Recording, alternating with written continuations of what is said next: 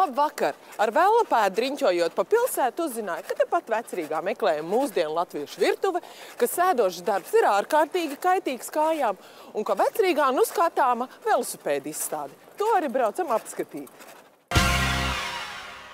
Kuplais velobraucēju pulks Vecrīgu pārvērtis seriālā riteņpilsētā. Pat valsts prezidents liek galvā ķiveri un sāks aizraujošs riteņbrauciens Rīgas pils virzienā. Aiz riteņu kaudzes un pils mūriem atklātajā izstādē sapņu uz riteņiem eksponāti atceļojuši gan no Dānijas, gan arī no Latvijas muzejiem. Pieredzējuši riteņu stūrētāji atklāti atzīstas. Patīk pilnīgi visi. Dažādība, ikdienai dažādība. Ikdienai tādas velosipēdas neredz. Ir nestandarti visi ričuki. Nav tā kā, piemēram, kaut kur veikalā nopērkams. Pārsteidz Latvijā tapušie eksponāti. Freakbike.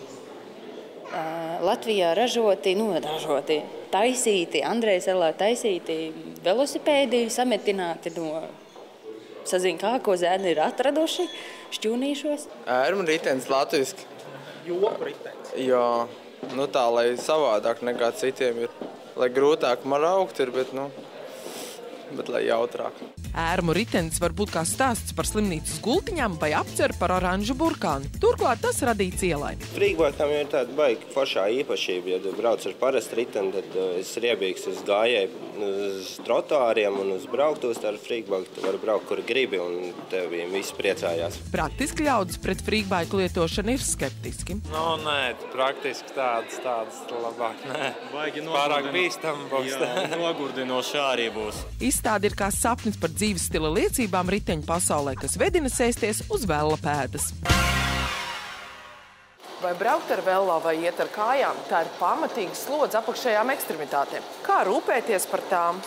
Kāju veselības lielākais ienaidnieks ir sēdošs darbs un mazkustīgums. Tāpēc aprīlis ir izsludināts par kāju vēnu veselības mēnesi, ko vairāk ārsti izziņoja ar nopietnu runu un brīdinājumu virkni. Jo mēs mazāk kustamies, jo mēs mazāk arī tomēr nodedzinām to, ko mēs apēdam, tātad domā to, ko mēs ēdam, nepieņemties svarā, tad jo mēs būsim apaļāki, jo, protams, kāja problēmas būs nopietnākas. Bet tā kā darbs paliek darbs un daudziem ir jāsēž stundām, zinātnieki un jau arī tirgotāji nāk klajā ar speciālām zeķēm, kas palīdz risināt kāju vēnu un pietūkuma problēmas. Ar kājām ir precīzi tāpatās kā ar zobiem.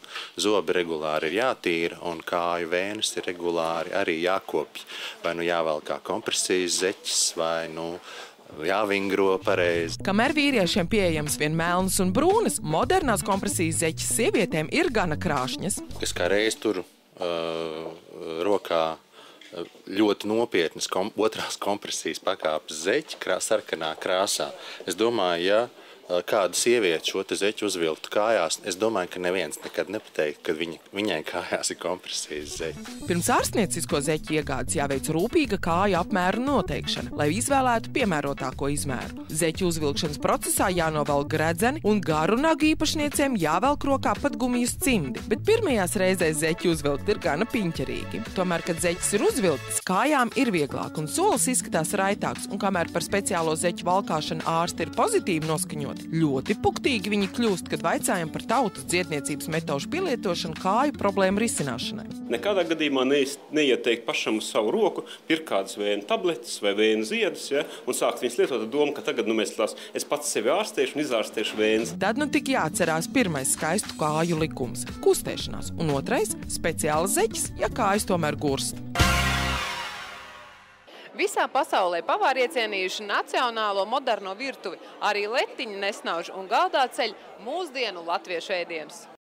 Pagājušajā nedēļā dažādu sfēru ļaudis tika aicināti baudīt mūsdienu latviešu virtuvi. Tas jau visu laiku klīst ar Latvijas pavāriem tā doma, kad vajadzētu vairāk pievērsties tiem Latvijas produktiem, ko te patās arī audzē un ko var nopirkt. Pasniegsim masā līdz zandartu ar rupmaizi un avotkrēsi. Piemēram, sparģeļi drīz būs arī Latvijā augs, tad būs sparģeļi ar asins desu. Interesanti, bet vai tas nav labi aizmirsts vecais?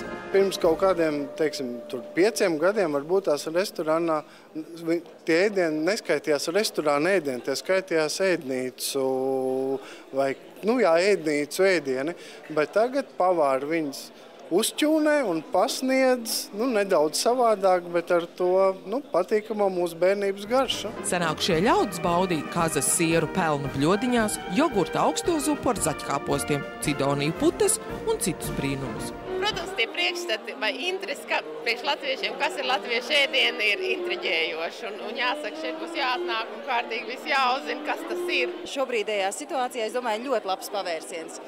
Atgriežamies pie kaut kādām labām lietām, vērtībām, kas mums pašiem ir. Mūsdienu virtuve paģēra mūsdienīgi interjeri, un šeit latviski raksti parādās mūsdienīgās interpretācijās. Mazliet citējot šos mūsu etniskos ornamentālās tradīcijas, vienkārši radīt jaunu veidolu telpai, jaunu, gaišu, atraktīvu, mazliet lecīgu, jo es pieļauju, ka mums kā latviešiem nevajadzētu baidīties būt lecīgiem. Sastaptie ļaudis bildi, ka tieši šobrīd ir labākais laiks celt saulītē visu latvisko, bet modernā mērcītē. Garšīgi arī jums šonedēļ. Tiksimies nākamotrdien. Atā!